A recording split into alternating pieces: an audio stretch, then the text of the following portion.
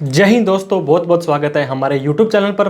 Australia, Canada, New Zealand, UK, US किसी भी अच्छी कंट्री में जाना हो तो ट्रैवल हिस्ट्री एक काफ़ी इंपॉर्टेंट रोल प्ले करती है। तो दोस्तों बहुत सारी कंट्रीज़ के वीज़े हमने ऑलरेडी ले रखे थे। मैं आपको दिखाना चाहूँगा हमारे पासपोर्ट का कोई भी ऐसा पेज होगा जो खाली होगा।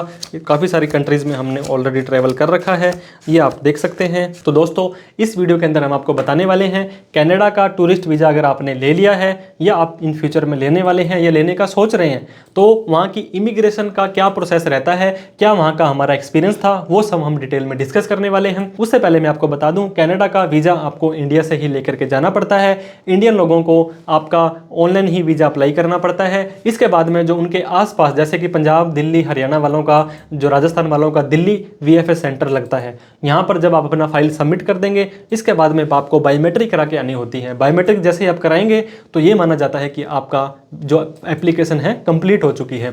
उसके 5 दिन, 10 दिन, 15 दिन, 1 महीने तक वो डिपेंड करता है एम्बेसी के ऊपर, आपका रिजल्ट आ जाता है। दोस्तों जब उन्होंने आपकी फ़ाइल रिजेक्ट कर दी तो कोई टेंशन वाली बात नहीं है, आप घर पे बैठ सकते हैं। अगर उन्होंने आपकी फ़ाइल अप्रूव कर दी है फिर दोस्तों 30 दिनों का टाइम आपको दिया जाता है।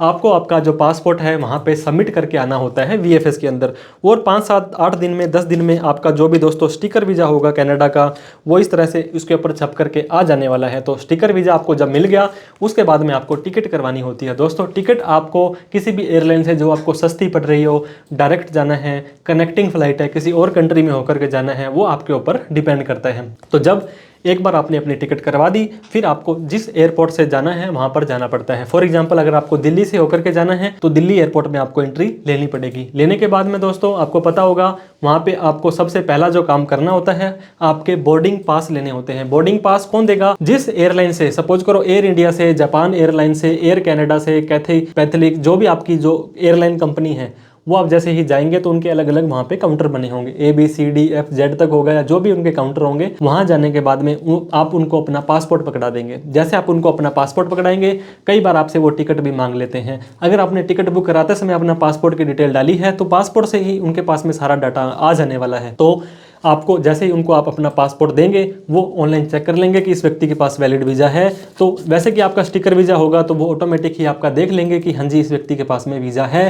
चेक करने के बाद में अगर आपकी कनेक्टिंग फ़्लाइट है, मतलब एक देश से दूसरे देश से तीसरे देश से फिर आप कनाडा पहुंचने वाले हैं, तो दोस्तों उस केस में क्या होने वाला है, आपको मल्टीपल बोर्डिंग पास दिए जाएंगे। मान लीजिए आप जापान होकर के जा रहे हैं तो पहले जापान, यहाँ से जापान, फिर जापान से आगे का 2 बोर्डिंग पास आपको देंगे। मेक श्योर करें कि आपके पास में दोनों बोर्डिंग पास होने चाहिए। अगर मान लीजिए आपको एक ही बोर्डिंग पास दिया जाता है तो उस कंट्री में जाकर के आपको फिर से बोर्डिंग पास लेना पड़ेगा, उस कंट्री का वीज़ा आपको चाहिए होगा। तो इस चीज़ का आपको ध्यान देना है। हमारे केस में दोस्तों हम जापान से होकर के गए थे और जापान का मल्टीपल वीज़ा ऑलरेडी हमारे पास में था।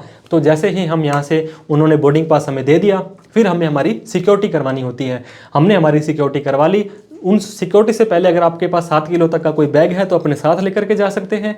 कोई बड़ा बैग है 20 किलो का, 23 किलो का, 30 किलो का, वो आप वहाँ पे अपना जमा करवा दें, वो चेक इन के अंदर चला जाएगा। और उनसे एक बार कंफर्म कर लें कि ये बैग मुझे कनाडा के अंदर ही, फाइनल जो मेरी कंट्री है वहीं पर ही चाहिए, बीच में मैं चेंज करवाता नहीं फिरूंगा। साथ में आपको दोनों ही बोर्डिंग पास ले लेने हैं। तो जैसे आप ये करवाएंगे, करवाने के बाद में आपको अपनी जो इमिग्रेशन सिक्योरिटी करवा लेनी है। सिक्योरिटी के बाद इमिग्रेशन ऑफिसर जो होते हैं दोस्तों, जो आपकी शक्ल देखेंगे, आपका पासपोर्ट में आपकी फ़ोटो देख के ऐसे मैच करेंगे।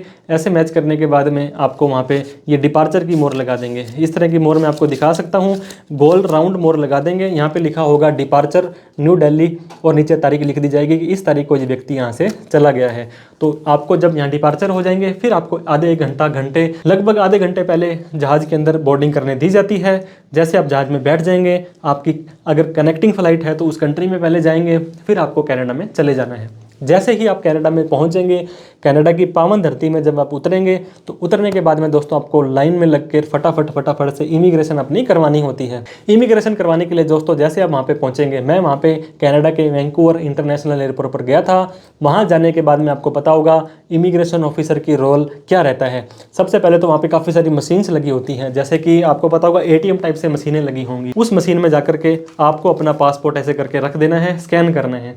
जैसे आप स्कैन करेंगे तो काफ़ी सारा बायोडाटा वहाँ पे आपका आ जाएगा। फिर yes yes no no no आपसे पूछा जाएगा, आपको उसके अकॉर्डिंग आपको जो भी है नो नो नो ही मोस्टली करने होते हैं, सारे क्वेश्चन आपको कर देने हैं। फिर करने के बाद में दोस्तों आपको वहाँ से एक पर्ची स्लिप निकलेगी, उस स्लिप को लेकर के फिर आपको आगे बढ़ना रहेगा। जैसे आप आगे बढ़ेंगे फिर से आपको वहाँ पे दो ऑप्शन दिखाई देंगे कि कैनेडियन जो पासपोर्ट होल्डर हैं या अदर नेशनल अदर कंट्री के हैं। तो हम अदर कंट्री वाली लाइन में घूम फिर करके गए। अगर एक बार में ही 3-4 फ्लाइट्स इकट्ठी आ जाती है तो काफ़ी भीड़ होती है, एक ही फ्लाइट होती है तो ज़्यादा भीड़ नहीं होती है। तो जैसे ही दोस्तों हम वहाँ पर अदर कंट्रीज़ वाली लाइन में गए, लाइन में थोड़ी सी भीड़ थी, जाने के बाद में एक मैडम खड़े थे, उन्होंने वो मेरी पर्ची देखी। पर्ची देखने के बाद में उन्हें देखा इंडियन है। फिर उसके थोड़ा सा आगे जाकर के 3 ऑफिसर और खड़े थे। एक हमारे साउथ अफ्रीका टाइप से थे, थोड़े ब्लैक कलर में एक ऑफिसर थे, वो वहाँ पे खड़े थे। उनके पास में मुझे भेज दिया गया। उन्होंने बोला कि आप उस सर के पास में चले जाइए। फिर उस सर ने मुझे देखा, मेरा पासपोर्ट देखा, तो उन्होंने उसके बाद में बोला कि आप कनाडा के अंदर कहाँ जा रहे हैं। तो मैंने उनको बोला मैं मेरे फ्रेंड के पास, मेरे दोस्त के पास में जा रहा हूँ। तो उन्होंने मुझसे पूछा कि आप उस दोस्त को कैसे जानते हैं। तो मैंने उनको बोला ये दोस्त मेरे फैमिली के अंदर है और ये इंडिया के ही रहने वाले हैं, तो हम पुराने इनको जानते हैं। फिर उन्होंने पूछा कि कितने दिन के लिए आप कनाडा में रहने वाले हो। मैंने उनको बोला 10 से 12 दिन का सर मेरा टूर है। उन्होंने बोला आप वापस जाएंगे, इसके लिए क्या प्रूफ है आपके पास, क्या आपके पास में वापसी की टिकट्स हैं। तो मैंने बोला सर मेरे पास वापसी की टिकट है, आप क्या चेक करना चाहेंगे। तो उन्होंने मुझसे टिकट वो नहीं देखी। उसके बाद में उन्होंने जब मेरा पासपोर्ट पूरा देखा तो जापान के काफ़ी वीज़े हमने ले रखे थे। तो उन्होंने मुझसे पूछा कि आप जापान बार बार क्यों जाते हैं। तो मैंने बोला कि जापान मेरे दोस्त रहते हैं तो वहाँ पर भी मैं चला जाता हूँ। तो इसलिए उन्होंने इसके बाद में पूछा, जर्मनी का वीज़ा हमने दोस्तों ले रखा था। जर्मनी के वीज़े में उन्होंने पूछा कि आप जर्मनी कब गए थे। मैंने बोला सर मैं जर्मनी नहीं गया। क्यों नहीं गए वो बोले कि मैंने कहा सर मेरा काम का सीज़न था और मैं नहीं जा पाया। इसके बाद में मुझे पासपोर्ट पकड़ा दिया, फिर बोले गो। तो मैंने उनसे रिक्वेस्ट की कि सर आप यहाँ पे एंट्री की मोहर स्टैंप लगा दीजिए। तो एंट्री की मोहर उन्होंने नहीं लगाई, वो बोले no need you can go. तो जैसे ही हम बाहर निकले, हम हमारा बैग लिया और बैग लेने के बाद में हम बाहर एयरपोर्ट से पहुँच गए। तो इस तरह से कनाडा के इमिग्रेशन में बाकी सारी कंट्रियों के मुकाबले थोड़ा सा ज़्यादा सवाल जवाब किए गए। उन्होंने पूछा गया कि वापस कब जाओगे, टिकट्स है, कहाँ आप किसको मिलने वाले हो, कहाँ रहने वाले हो, ये चीज़ें उन्होंने पूछी।